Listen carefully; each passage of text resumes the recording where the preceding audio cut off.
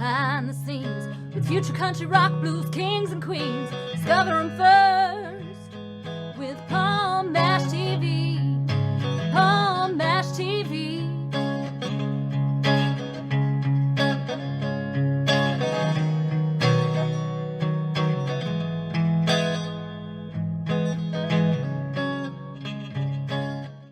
Well, hello there. It's Palm Mash TV time again. Thank you so much for joining us. We got a great interview coming up in just a moment. But if you haven't already, be sure to click that subscribe button and the bell below you there, and you're always going to be notified of any new episodes coming your way. And if you'd like to leave a comment on the comment section, you're welcome to. And check the description because contact info is located there, and it'll also be located at the closing credits at the end of this episode, so stay tuned for that. We have Drake Smith for the third time on our show from Redding, California, and he's given us a few updates and some other things, and I think you're really going to love it. And we'll get to that in a second, but first here's a quick word from the Caden Gordon Show and TLC Travel Agency. So don't go away, we'll be right back right after this. The Caden Gordon Show, today's best country mix, is a 2-hour show playing independent and mainstream country music you know and love. Be sure to check it out at thecadengordonshow.com for more information on the show.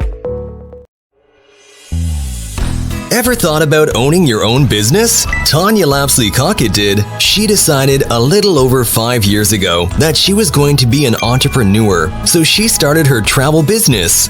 Tanya is married and works a full-time job. Her business has given her amazing opportunities. Not only does she get to help people create memories by booking their vacations, sporting and entertainment tickets, rental cars, etc., but it has also allowed her to help other families create legacy income. The travel industry is extremely lucrative and is an $8 trillion industry. The travel industry is projected to earn in excess of $15 trillion over the next 10 years. The travel industry pays its professionals up to 70 to 80% commission on the travel that they book for themselves and their clients. As a travel business owner, Tanya books travel and teaches others how to own and operate their own travel business. She is a director in training on the marketing side of her business, where she has helped over 90 families start their own businesses. If you're interested in owning your own travel business, please contact Tanya at 917-743-1199 or at ladytlc3555@me.com.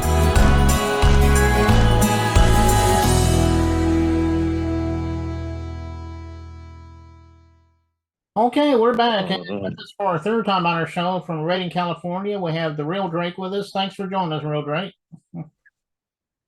Right. Yeah, for sure, man. Appreciate you. Yeah, it's good.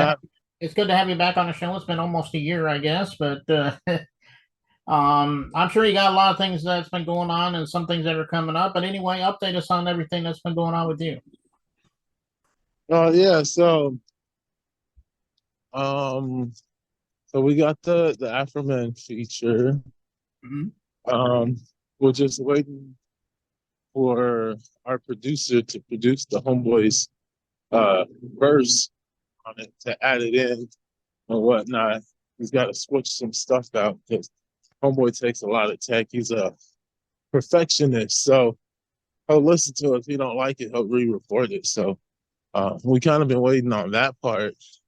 And then also for first it started, we waited for Fro. We got Fro, and then we're waiting for my boy MC Walter, his part to be fully produced properly. And then also our producer Elite DJ, he has sent a rough draft, and there's some things I wanted him to fix on certain parts.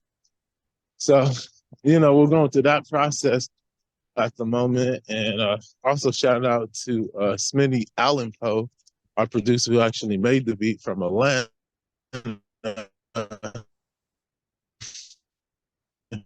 Then going around in the interview saying that he was actually like Tupac's nephew, but I don't know. Anything's possible. But shout out Smitty, shout out Elite, people behind the scenes who make people, in front of the camera look good. it's not easy, you know. Mm-hmm. But yeah, anywho, yeah, we're about to get in this interview. I've been trying to shoot a couple more videos, especially one specifically for the birthday, and it's just not gonna pan out right this evening or tomorrow. Or it's been I've been trying to push for the past like week or two. It's all about having the right people and stuff, but we'll get there. So the video that I shot Paul is actually one that I recently did that I was kind of surprised because the opportunity presented itself at the fair. And so that's even another reason why I didn't even get around to the other two that I had in mind. One morning I just got off work, forgot I had court because I was suing somebody. I had to reset the date.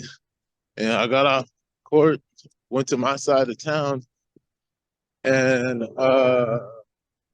pretty much I seen the little fair thing that everybody's going to. And, oh, this is what it's like. So I went over there and I took some clips when nobody was there, and then went home, showered, charged my cam, cleaned it off, did a bunch of stuff, and then I went back and shot more clips, and then also went back the next day too and shot more clips, and pretty much this woman I'm seeing and her daughter was even doing some of the production, which is some of the shooting, because I needed someone to hold the cam because it's just us, you know. So that worked out pretty fine.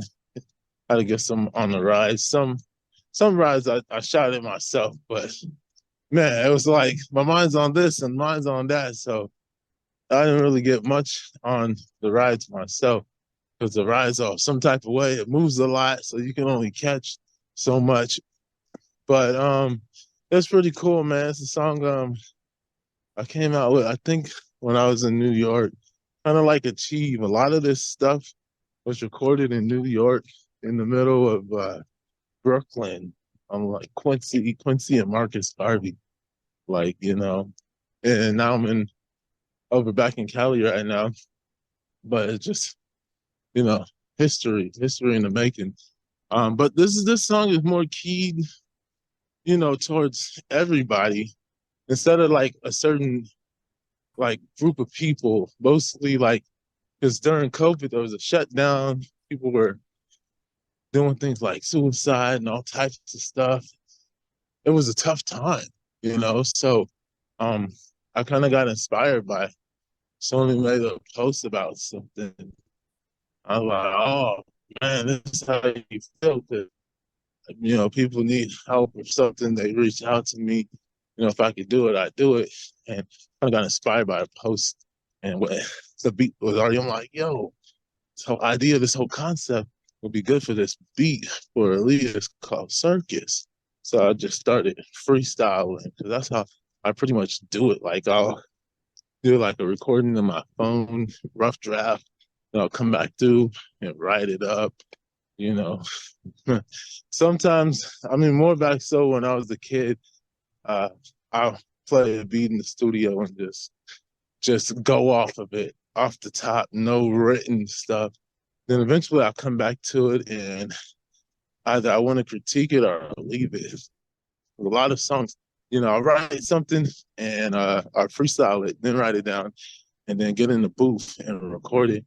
And then some stuff either like, I want to take this out, I'm gonna freestyle this and I'm gonna move this up and move that over. Then I'm just gonna come in right here in this part, and I think I could freestyle something better. So there's a lot of that process going on. But yeah, pretty much the song is like it's just more inspirational for like it's for the younger audience and just pretty much everybody, you know. Mm-hmm. So yeah. Any more questions? I'm in an interview right now, but I'll text you on your phone. Okay. For sure. But yeah, man. That's pretty much what well, even the title, like it even goes back Cause like, I don't know, I have like an idea of artistry of you put a track together, but you don't use the song title, making it more poetic, interesting. That way when someone listens to it, they be like, wow, what's the name of that song again? And it kind of like, oh, it hits a switch where they're like, I want to remember this. I want to remember that. You know what I'm saying? Mm-hmm. Freak, I just saw someone. I gotta send a text message to someone real quick. Let me see. Uh, Someone's trying to get a phone, and the phone guy's over here. Let Well, me see. Yeah, and I just well, been a lot of moving stuff around doing right. But yeah, so that's how this one came about. But yeah, any other questions? yeah, I was going to ask you, are you any upcoming shows that people might want to catch at if they're just so happen to be in the area? Um, Honestly, not. I know it's like not what everybody else is doing.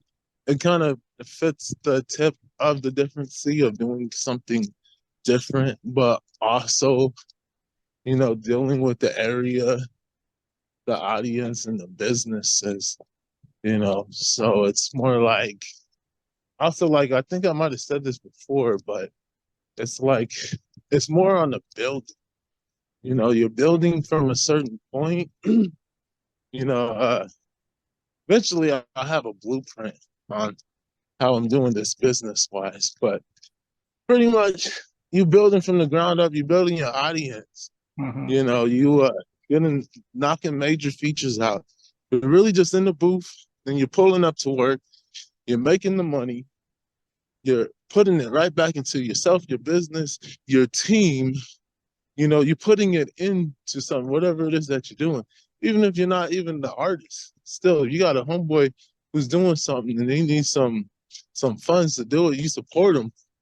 And I even do that, even though I put it into our business. So still, no shows. I did talk to someone about like this open mic recently. I still gotta like look into it, but so much went on this month. My birthday was Tuesday, and then uh there's a wedding coming up tomorrow. Then I got the buddies who want to hang out for my birthday and homegirl Megan's birthday. Like tonight, he got a motel room at the casino for 2 nights, tonight and tomorrow night. Have a great evening. And so we got that going on, and I might even be doing landscaping Saturday morning, maybe even tomorrow too, if needed. It depends on the contract. So it's more about you get the assets, the funds. Like, I don't know. It's kind of like the environment and then also the idea set. Have a great one. You know what I'm saying? You too, for sure. So yeah, it's a different type of mindset, but kind of like a Master P thing, but it's more independent. Everybody like worries about getting like signed to labels and getting booked out by 360 deals. And Hmm. it's like as an artist and a producer, pretty much you're really the one making the money unless you bring other people in to take a cut. And it's like, is it even worth losing a cut by giving a share of your earnings to somebody? A lot of people, they sign a record like this and they'll get like 15, 20% of their earnings out of 100 percentile. Just imagine being an artist, right? And they call you the writer fee, writer/artist. You get 100% out of that, right? Then as a producer, you get 100% out of that. That's 200%, right? So imagine being an artist or a producer and you sign into a contract and you only taking 20% while the label taking the rest. Some people even get ripped off to 17%, 10%. Some people even sign even worse deals.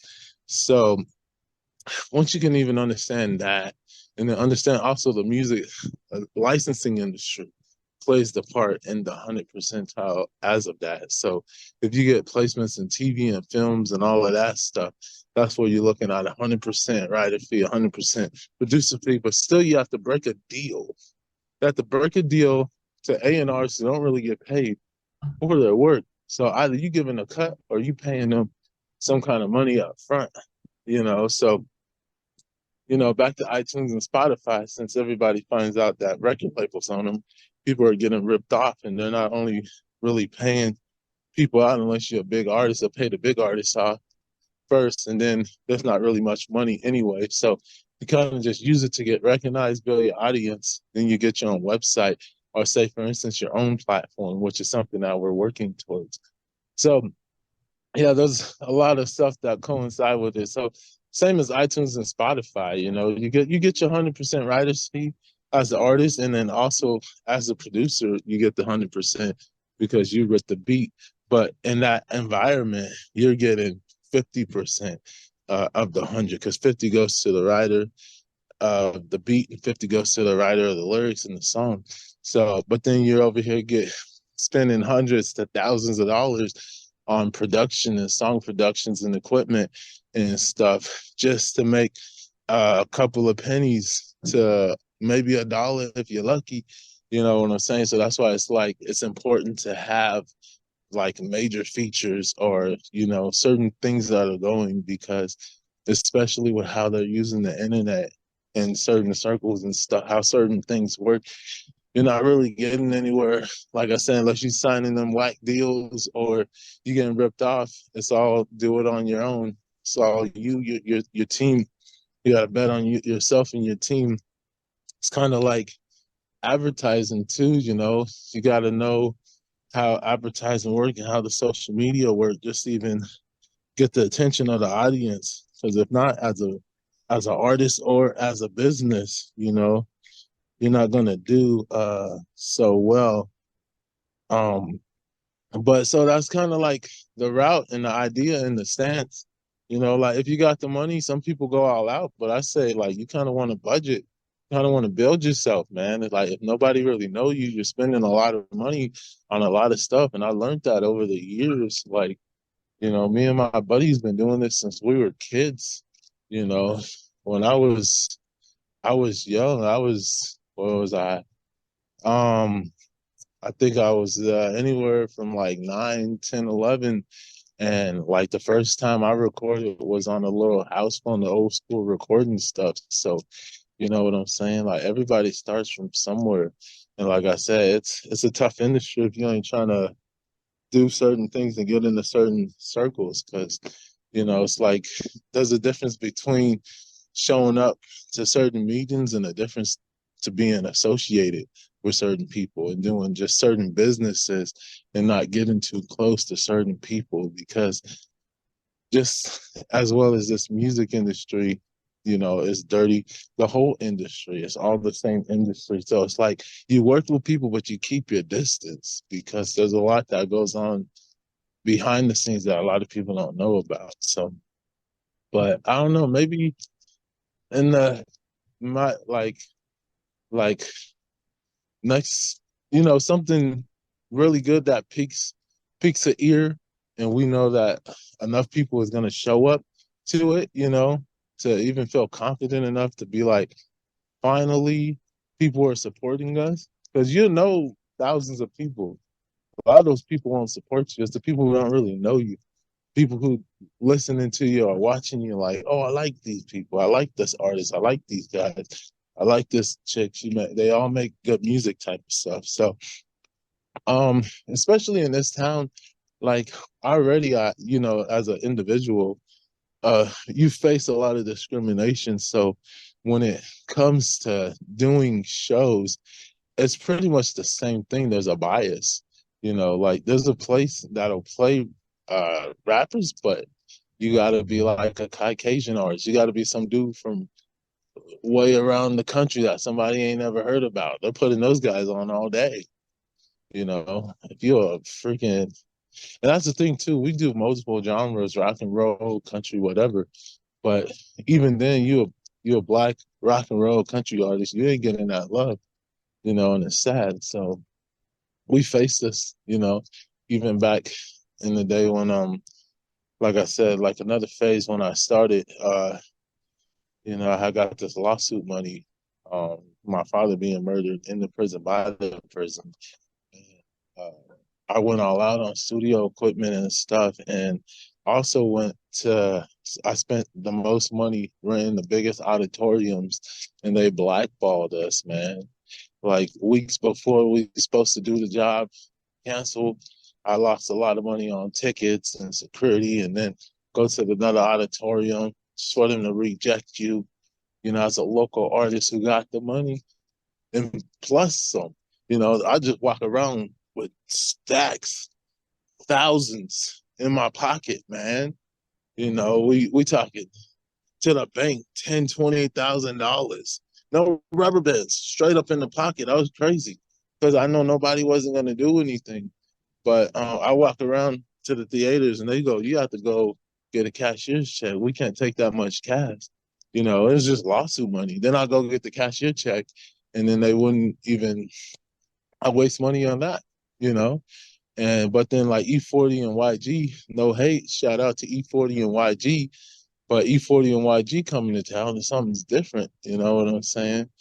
And it's like it's kind of messed up, because it's like I got respect for 40 and YG, but it's like the business establishment that you did business with kind of screwed us over. So told us no, but told you guys yeah. And it's like, I ain't mad at you or anything. I'm just not going to do business with that establishment. So if you got a concert in that arena that we supposed to rent out, I'm not paying for it because that's me betting against us.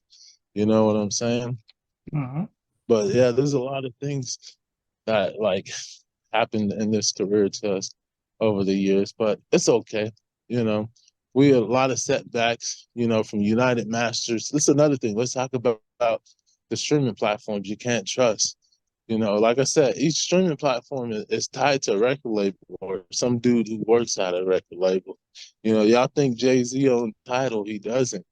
Tidal over here. So starting with DistroKid, because we had got Lucas. Remember in the first, I think it was the first or second interview we had, I was talking about Kyle Lucas and Johnny Craig. So I got the Kyle Lucas feature, paid him and Johnny Craig. Johnny Craig ripped us off for the feature, got Kyle Lucas on the song that Johnny Craig was supposed to be on. Then we went to put on iTunes and Spotify, and our streams were going up thousands. And then DistroKid found his way to blackball us. And then you go to the main dude's page. I can't even think of dude's name right now, but you can even go in his pictures and his comments and on his posts on his personal Facebook, and you can see a lot of other artists are saying, "You screwed us, you screwed our career, you did this, you did that." I'm like, same thing to them, huh? And then you got United Masters. We did like a trial.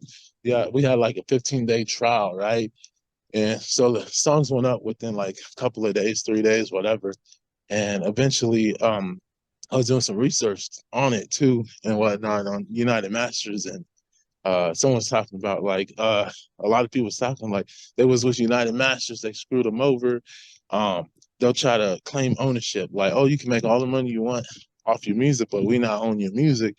And I was in on a trial, so I pulled everything down, and they need to take everything down, and they're over here trying to claim music of ours that's not even theirs.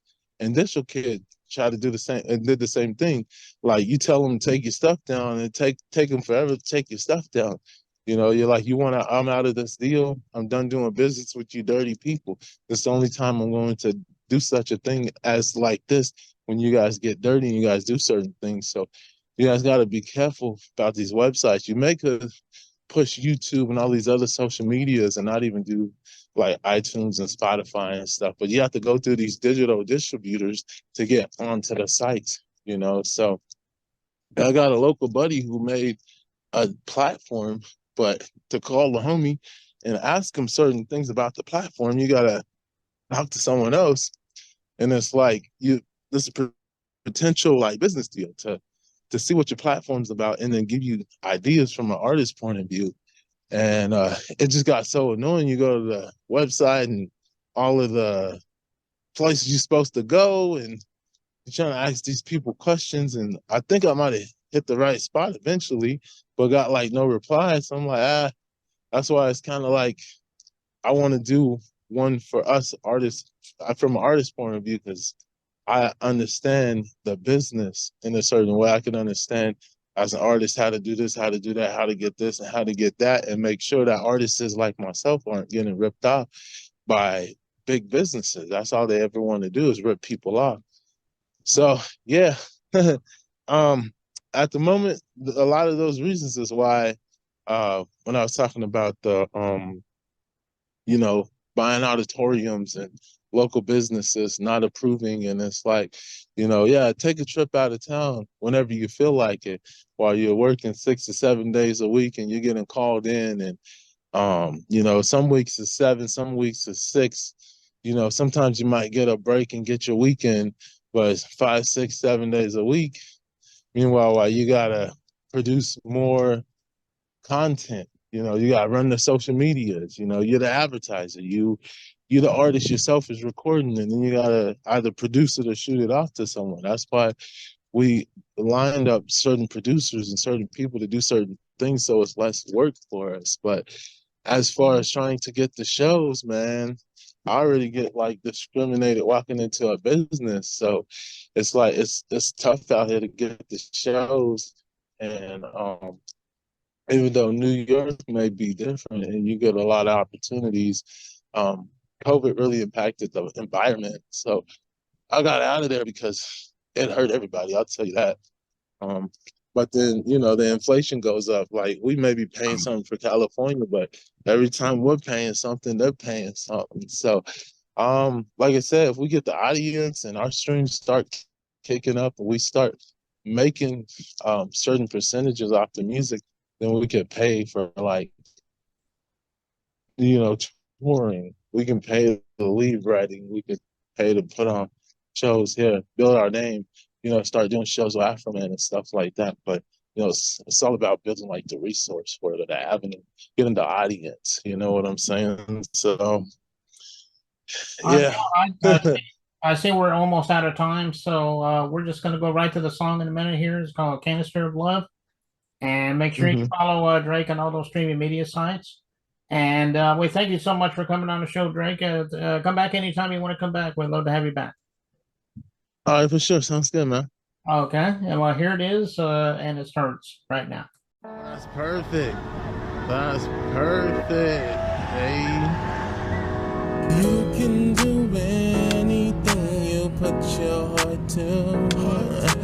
They don't even know the half of what you go through. You can do anything you put your mind to. They don't even know the half of what you go through. You can dream anything you want to do. Whatever it is that suits you. Mama used to tell me that too. And now I'm better at what I do.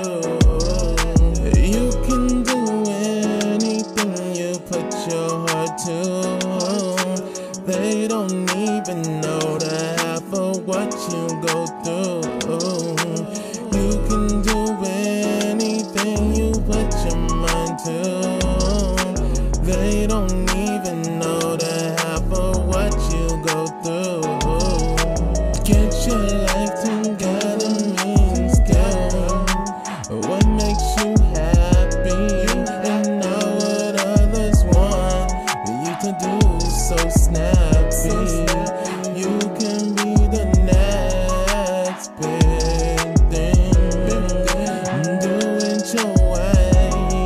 That's how you sing.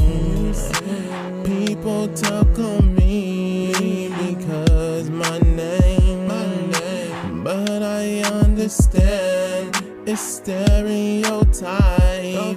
They drive me insane.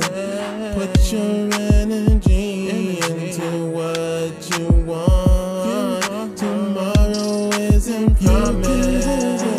Anything you put your heart to. They don't even know the half of what you go through. You can do anything you